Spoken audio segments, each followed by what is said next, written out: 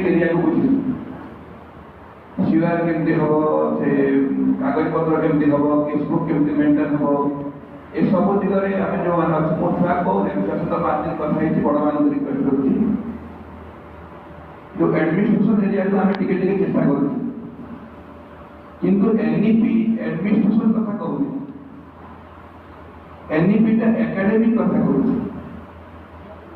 एवं गोटे बहुत बड़ एकेडमिक चेंजेस आसूची भारत वर्ष आम जो मैंने शिक्षा ग्रहण करूँ से शिक्षा ग्रहण का 1986 मसीहार एनईपी हिसाब से करूँ कारण भारत स्वाधीन होगा दी थर पॉलिसी तैयारी 68 मसीहार 86 मसीहार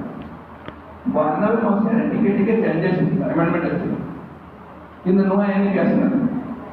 थर्ड एनईपी होची सीधा 2020 जदि 2020 मसीहा पर आम 1986 मसीहार पॉलिसी हिसाब से पाठ पढ़ू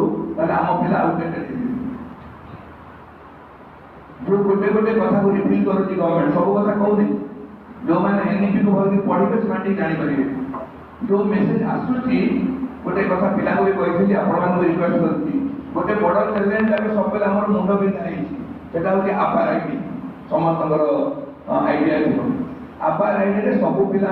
आधार लिंक हो किंतु आपण पाखे रिफिल करानी गोटे गुप्त कथा